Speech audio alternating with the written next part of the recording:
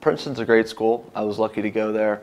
I was actually admitted, being recruited to play lacrosse.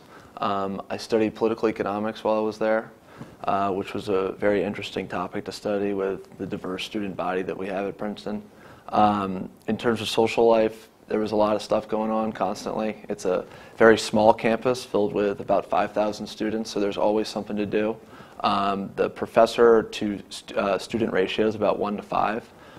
So there's always an opportunity to have sort of intimate conversations with professors if that's the type of thing you want to do, or just relate to your fellow colleagues on campus, because mostly everyone lives on campus.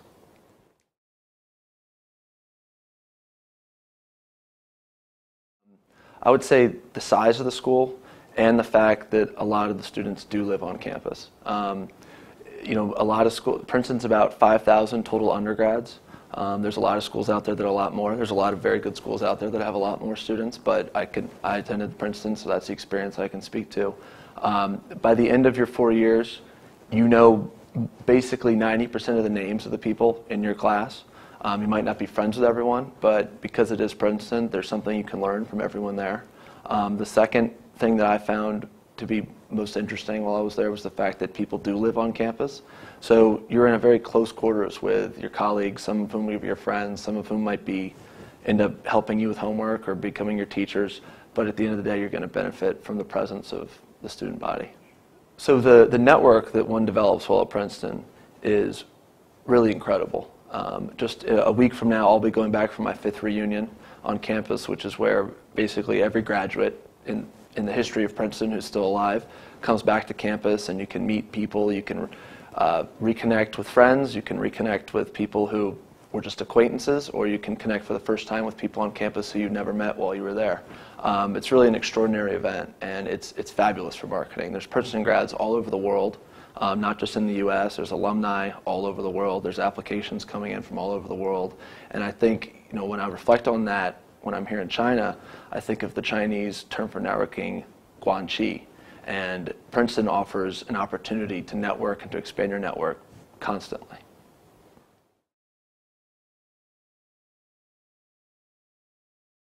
Princeton's interesting, and I think a lot of top-tiered American schools, there's no one size fits all. If these schools wanted to take all people with perfect SATs and high GPAs, they could do that.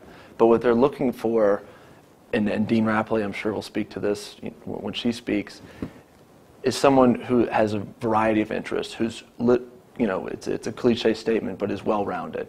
So it's not enough to just have a perfect SAT or a perfect foreign language score or a perfect GPA from your high school. They need to be involved in a host of different activities. And I think that's why, frankly, being able to speak English effectively and confidently is so critical.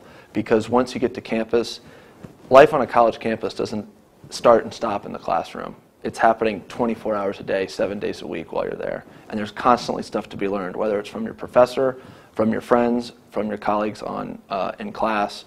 There's always something you can learn from someone on a campus, be it at Princeton or another school. So being able to communicate effectively with other kids is critical, and then being well-rounded.